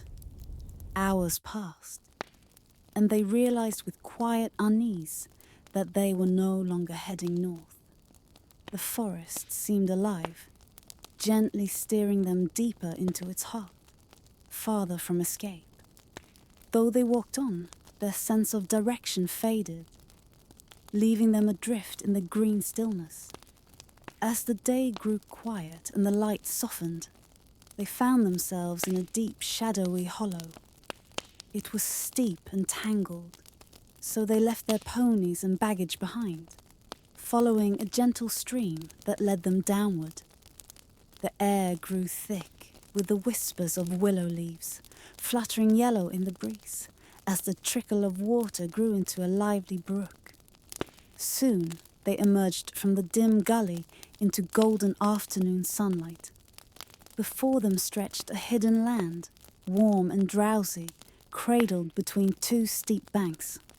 A lazy river wound through it, dark and still, bordered by ancient willows. Mary recognized the place and ventured ahead to explore. He returned with good news. A path ran along the river's edge, promising an eventual way out of the forest. With a calm certainty, he suggested they follow it eastward. Pippin nodded, trusting the plan, and together they began their unhurried journey along the tranquil waters. The path wound through the whispering forest, twisting between tall reeds and soft, damp ground. It was not made for them, this track. Perhaps it had been forged long ago by someone unknown or something unseen. The air grew heavy as they walked, the sun warm on their backs while flies buzzed around in endless clouds. The hobbits trudged along, following the trail that led them over small streams and patches of firmer earth. But the deeper they went, the slower their steps became. A strange drowsiness crept up from the shadows, wrapping itself gently around their legs and drifting down onto their weary heads. Pippin stumbled to his knees, and Frodo felt his own chin dip low. Mary's voice broke through faintly. "No more. We must rest." And so, with no strength left to resist, they surrendered to the pull of sleep, nestled among the quiet trees and the murmuring breeze. Under the willow, the air was cool and calm, almost too inviting. Frodo knew they couldn't rest yet. They had to leave the forest behind. But the others were already succumbing to drowsiness, even Sam, who stood blinking slowly. Frodo felt his own eyes grow heavy, the world around him softening. The buzzing of flies faded, replaced by a faint whisper from the tree above, its branches swaying gently, like arms reaching out. The ancient willow loomed large, its trunk cracked and gnarled, its leaves shimmering in the light. Frodo's head dipped, and he stumbled, collapsing onto the grass. Merry and Pippin nestled against the tree's wide trunk, lulled by the quiet rustle of leaves that seemed to murmur soothing words about water and rest. Their eyes closed, and they surrendered to sleep. Frodo fought the heaviness pulling at him, shaking it off just enough to rise once more. A gentle thirst for cool water tugged at him. "Just a moment, Sam," he murmured, his voice soft and distant. His tired feet carried him toward the river, where roots twisted like sleepy creatures reaching for the stream. He perched on one, letting the water soothe his weary soles. And before long his eyes closed, lulled by the quiet rhythm of the tree and the flowing water. Sam watched with a furrowed brow, unsettled by the heavy pull of drowsiness in the air. Something about the tree felt wrong, its whispery song coaxing them to rest too deeply. Shaking off his own fatigue, he rose to check on the ponies. As he guided two strays back, a splash broke the stillness, followed by a faint click, like the shutting of a hidden door. Rushing to the bank, Sam found Frodo caught beneath a thick root, unmoving in the water. With all his strength, Sam pulled him free and dragged him onto the shore. Frodo coughed, sputtering, and slowly opened his eyes. "The tree," he said softly, his voice tinged with wonder and weariness. "It pushed me in." Under the thick canopy of the ancient forest, Frodo found himself tipping into a tangle of roots, startled awake. Sam, ever steady, reassured him it was likely just a dream, brought on by resting in such an odd spot.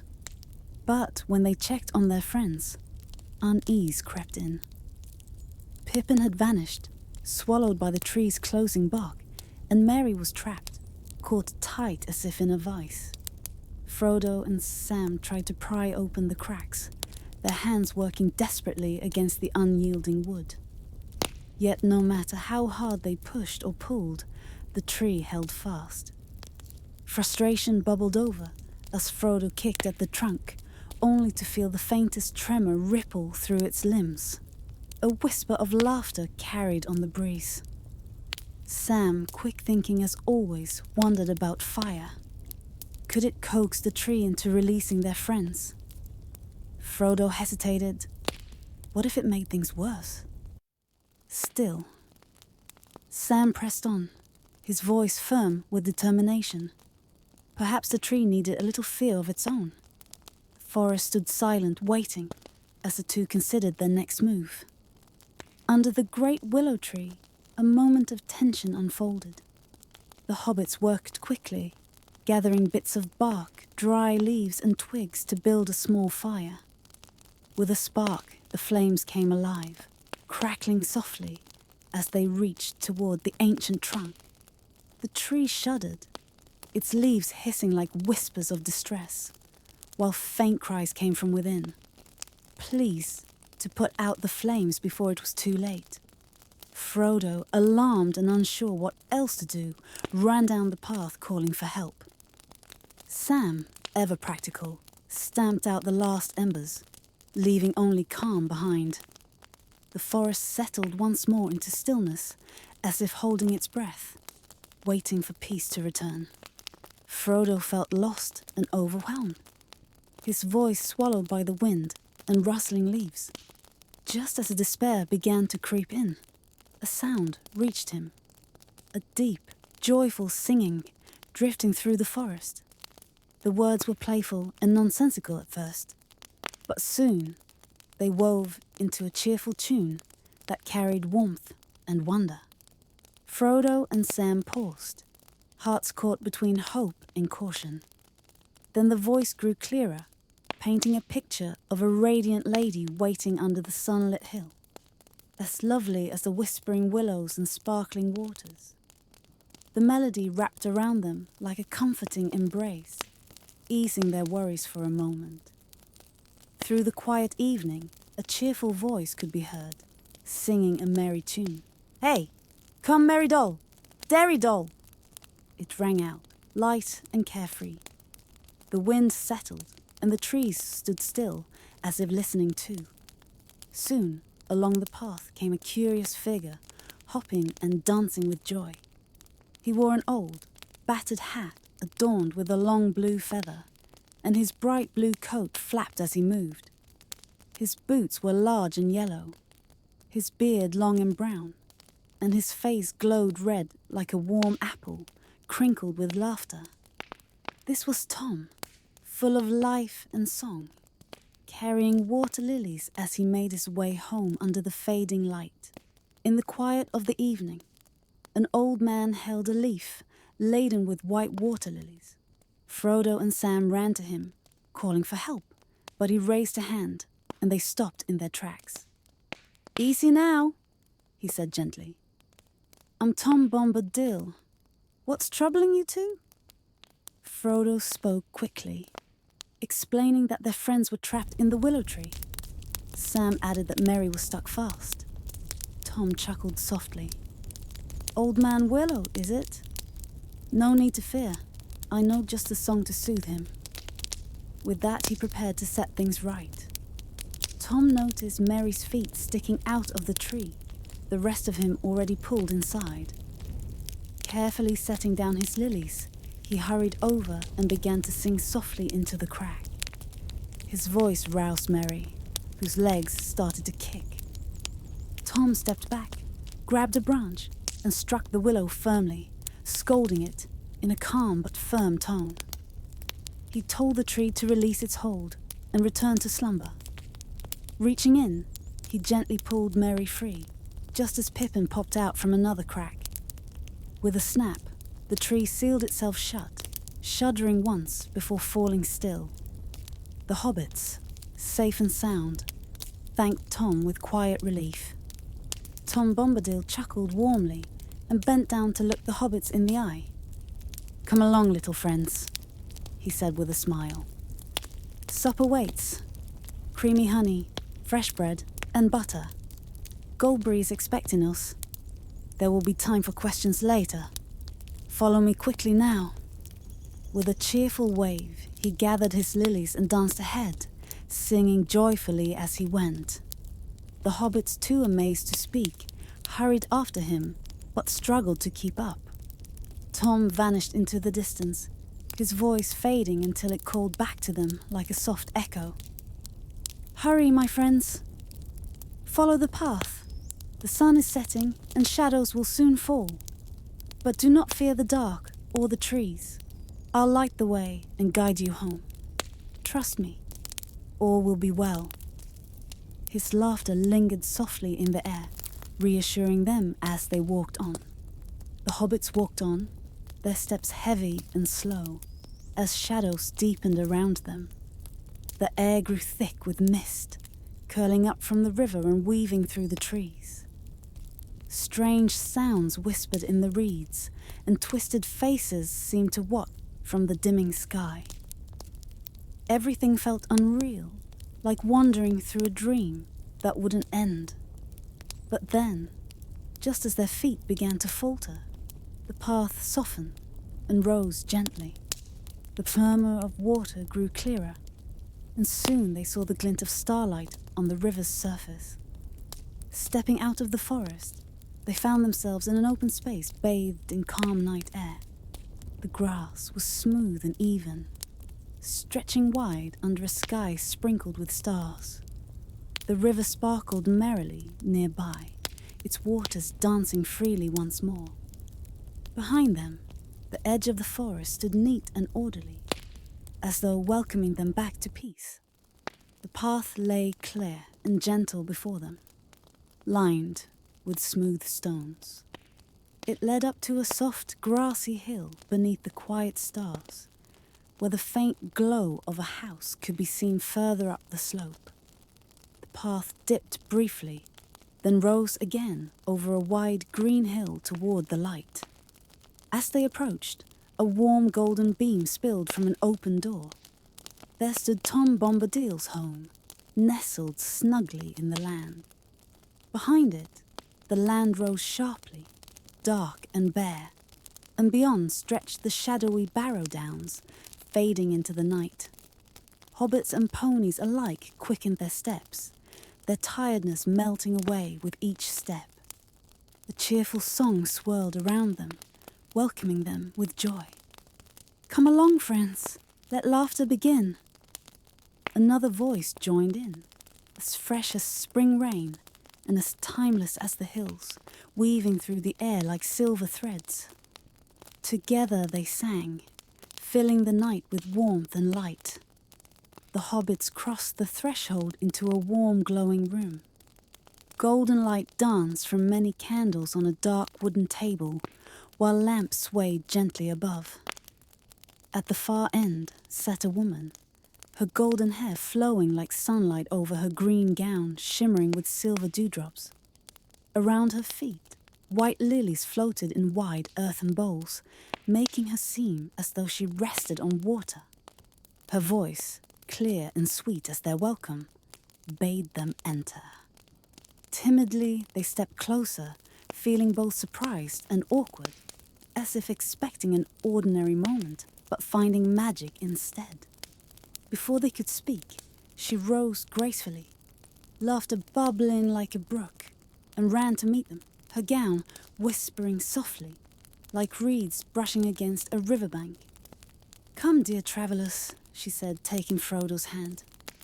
"Be merry. I am Goldberry, daughter of the river." With easy grace, she turned to close the door behind them, spreading her arms as if to shelter them. "Let us leave the night outside. Fear no shadows or deep waters tonight. You are safe beneath this roof. The hobbits gazed at her in quiet wonder. Her smile reached each of them, filling their hearts with a joy that felt familiar yet new. A comfort deeper than words. Frodo found himself murmuring her name, Fair Lady Goldberry. His voice soft, as though carried by the same gentle breeze that stirred the reeds outside. In a quiet, gentle voice, the joy of the songs once sung became clear, like sunlight breaking through leaves. A slender figure stood by the water, fair and bright as springtime itself. The wind whispered through the trees, and laughter danced on the air. Overcome with wonder at his own words, the speaker paused, but Goldberry only laughed softly. "Welcome," she said. "You bring kindness and light. Rest now, while you wait for the master of this house. He tends to your weary companions." The travelers sank into soft chairs, watching Goldberry move with effortless grace. From somewhere nearby came the hum of cheerful singing, the words simple and merry. After a time, one of them asked, "Who is Tom Bombadil?" Goldberry paused, her smile warm and knowing. "He is," she replied simply, leaving the answer to linger in the peaceful stillness. In a quiet forest, Goldberry spoke softly about Tom Bombadil, the master of wood, water, and hill. Though the land was strange and vast, it did not belong to him. Trees, grasses, and all living things belonged only to themselves. Yet Tom moved freely through it all, unafraid, untamed, and at peace. Soon, Tom arrived, his hair adorned with autumn leaves. He greeted Goldberry warmly, laughing as he admired the supper prepared: cream, honeycomb, bread, butter, milk, cheese, herbs, and berries. But noticing their tired guests, he clapped his hands and led them to a cozy room where they could rest, clean up, and feel welcomed under his care. The room was cozy and inviting, with stone walls softened by green mats and yellow curtains. Fresh rushes covered the floor, and 4 beds lined one side, each piled high with white blankets. Across the way, a long bench held wide basins, flanked by brown jugs of cold and warm water. Soft slippers waited beside every bed. After washing and feeling refreshed, the hobbits gathered at the table, joined by Goldberry and the master for a cheerful meal. Though they ate heartily, there was plenty to share. The clear water in their bowls felt like wine, filling them with joy and loosening their voices until singing came as easily as breathing. When the meal ended, Tom and Goldberry tidied quickly, then settled the guests into chairs by the fire. Its sweet scent filled the air, as though applewood crackled within. All the lights dimmed except for a single lamp and 2 candles flickering on the hearth. Goldberry appeared candle in hand, her voice soft as she bade them restful dreams. "Sleep peacefully," she murmured. "Only moonlight, starlight, and gentle winds will visit tonight." With a whisper of movement, she glided away, her footsteps fading like a quiet stream flowing over smooth stones under the watchful night sky. Tom rested quietly beside them, the evening calm wrapping around like a soft blanket. Though questions lingered in their minds, sleep began to gently weigh down their eyelids. Finally, Frodo spoke softly. "Did you hear me calling, or was it chance that led you here?" Tom stirred as if waking from a dream. "Calling? No, I didn't hear," he murmured. "I was singing. Just chance brought me, though some might call it fate. I knew you'd come this way soon, for all paths lead to Withywindle. The old willow man sings sweetly, but his maces are tricky. Still, I had my own reason for being there." His voice drifted into a gentle hum. sharing how he gathered water lilies each year for Goldberry, his lady fair. Long ago, by a deep pool on the river, he had met her, Goldberry, radiant and kind. Her laughter still danced in his memory. But now winter neared, and Tom would not return to the forest water until spring, when she walked once more among the rushes. As silence settled again, Frodo's curiosity stirred one last time. "Tell us about the Willow Man," he whispered. "What is he?" And so the night grew still, with only Tom's quiet words carrying through the dark. The hobbits were urged to rest, for some tales are best heard in the light of day. The old man reassured them, speaking softly of peace and safety, before guiding them to a cozy room. Their beds were soft, the blankets warm, and they drifted into sleep almost instantly. In the quiet depths of night, Frodo dreamed. A pale moon rose, casting its glow on a towering wall of stone with a gate-like arch. Lifted by an unseen hand, he passed through and found himself surrounded by hills encircling a vast plain. At its center stood a great stone spire, atop which was a figure cloaked in white hair that shimmered silver under the moonlight. Below, dark voices cried out and wolves howled hungrily. Then came a shadow, vast as wings, blotting out the moon. The figure raised his staff, and a brilliant light burst forth. A mighty eagle descended, carrying him aloft as the cries below faded into silence. In the quiet of the night, Frodo heard what sounded like galloping hooves carried on the wind. The noise lingered in his mind, leaving him unsure if he'd find the strength to venture beyond the safety of the walls again. He listened for a while, but silence soon wrapped around him, and sleep gently pulled him back under. Nearby, Pippin dreamed peacefully until the soft creaks and taps of branches against the house stirred him awake. For a moment, unease crept in as he imagined himself trapped inside a willow tree, its dry voice laughing at him. But reassurance came softly, whispering that no harm would come before morning. Comforted, he sank back into restful slumber. Merry's dreams were filled with water, gentle streams spreading endlessly, creeping beneath the walls. He feared being swept away, but reality returned when his foot touched something solid. A soothing breeze reminded him all was well, and peace reclaimed him once more. Sam slept deeply, undisturbed by any whispers or shadows. When dawn arrived, the four woke together, bathed in the calm light of a new day. Tom moved around the room, whistling a cheerful tune. When he heard movement, he clapped his hands and called out with joy, inviting everyone to wake up. He pulled back the yellow curtains, revealing 2 windows, one facing east and the other west. The hobbits sprang up, feeling refreshed. Frodo stepped to the eastern window and gazed into a dewy kitchen garden. Tall beanstalks stood like sentinels, their red flowers glowing softly against green leaves damp with morning dew. Beyond them, the hill rose gently, bathed in the pale light of sunrise, breaking through streaks of clouds tinged with red and gold. The sky hinted at rain, but the world was waking up bright and alive. Pippin peered out the western window, where mist pooled thickly below, hiding the forest beneath a sea of white. Through the haze, he could make out the faint outline of the valley, streams winding away into shadow.